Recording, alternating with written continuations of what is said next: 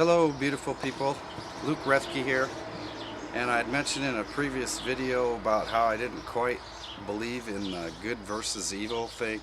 I actually kind of think it's kind of similar to the Republicans versus Democrats. It's kind of part of the brainwashing. I mean, I kind of, on one hand, I'm very spiritual, and I kind of believe the God versus the devil thing, but I don't necessarily take it as written in stone, as in like there's two people up there, you know, sword fighting or whatever, or arguing or shooting at each other or something like that, or throwing fire and lightning or whatever you want to, whatever analogies you want to use. There's been lots of pictures and paintings and things like that, but I think of it more like the yin yang symbol, and it's kind of all surrounded everywhere. The God particle, if you want to call it that.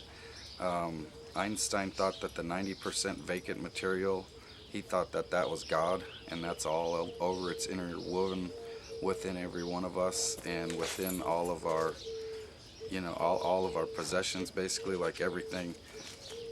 You know, and some people take that out of context and say, well, I think it might be a Hindu religion. They think that the rock is God.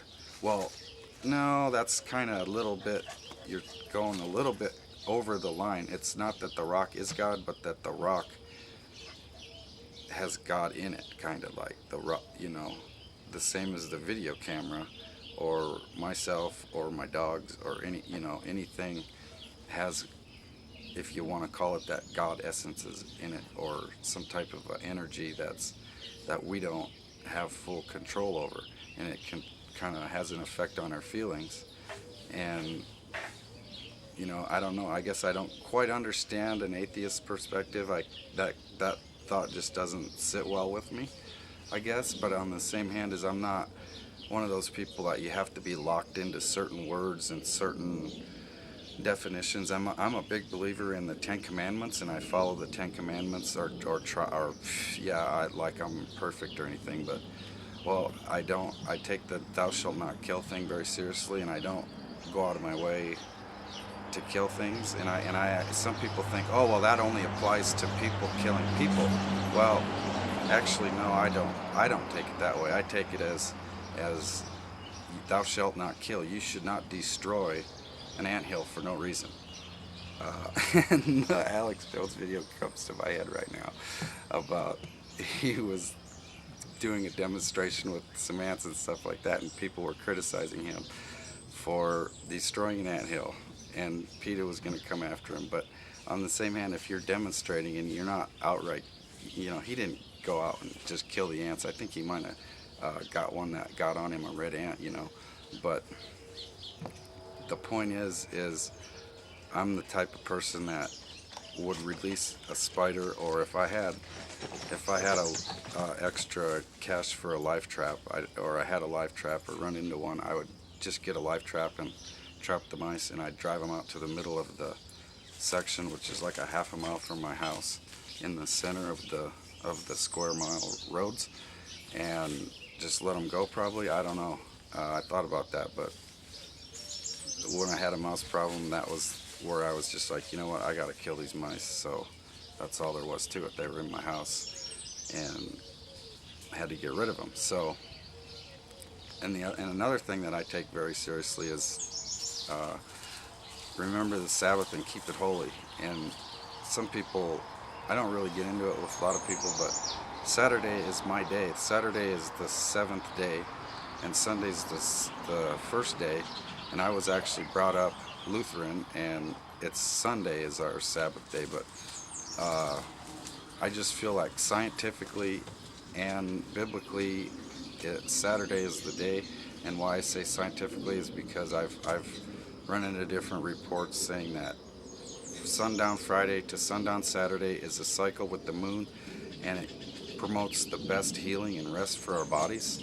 So that's the day that we shouldn't be going out and doing a whole lot of physical activities. Well, it depends. Maybe if you're an office type person, maybe that's the day that you should go out and do physical activity.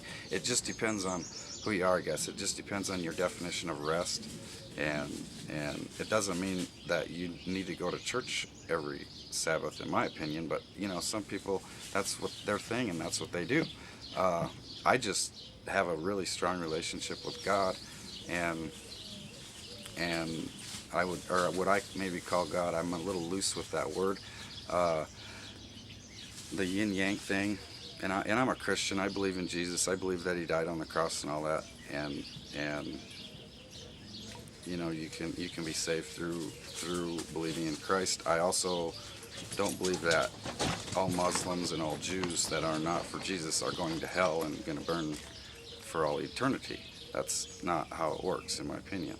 I don't feel that a fair, just God sets it up that way. That was humans who try to control other humans, who twisted the truth and made it seem like that. So back to the yin yang symbol. I see a lot of similarities between life and the yin yang symbol, and my analogy here is basically the so-called Illuminati, or the Moloch worshipping cult, the Bilderberg group. They are the dark dot that's surrounded by the bright light, the bright white part, and some of the rest of us are kind of like the dark dots, or the light dots surrounded by the dark. And it's what keeps them safe, and it's what keeps us safe.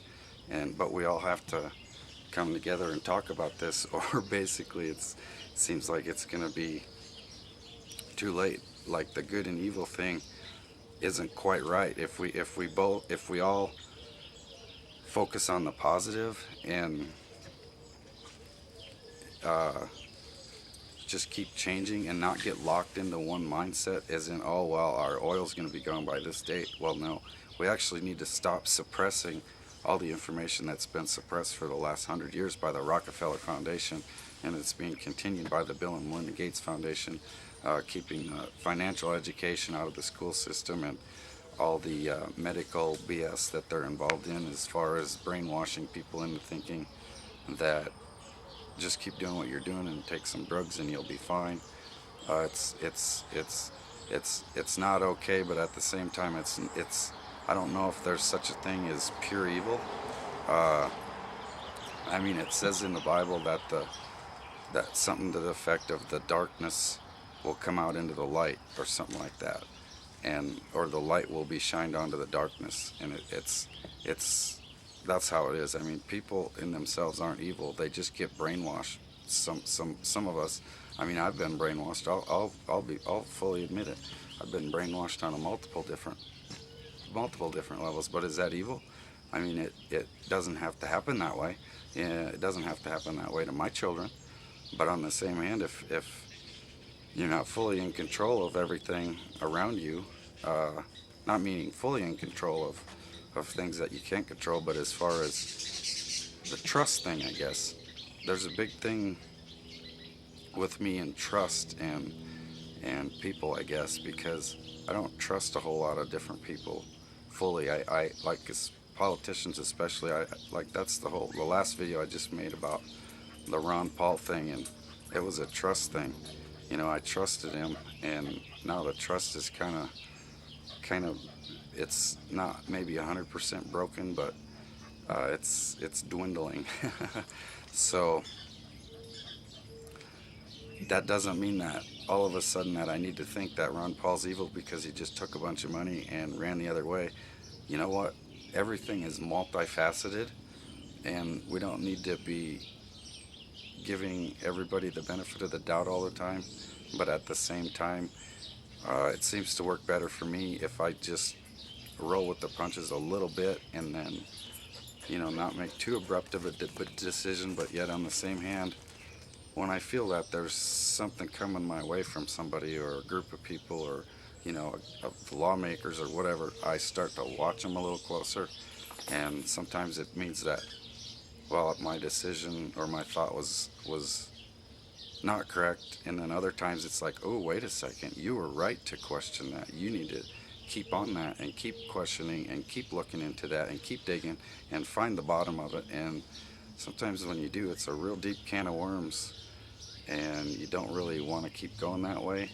But it just seems like it's probably in our best interest to just face the truth and stand up for ourselves and stand up for our freedom, and be good people that are good to the environment and don't want to destroy the environment, and don't waste a lot of gasoline, and work towards getting a cleaner environment, cleaner burning fuel. I mean, if we had the free energy technology that's been suppressed, just think of how much easier that would be, and how much easier relationships would be, how much nicer people would be to each other, because we didn't have to fight each other for money to buy food to survive. So I just kind of wanted to get that out and get it on the record. Thanks for watching. This is Luke Rethke. Have a great day, everyone.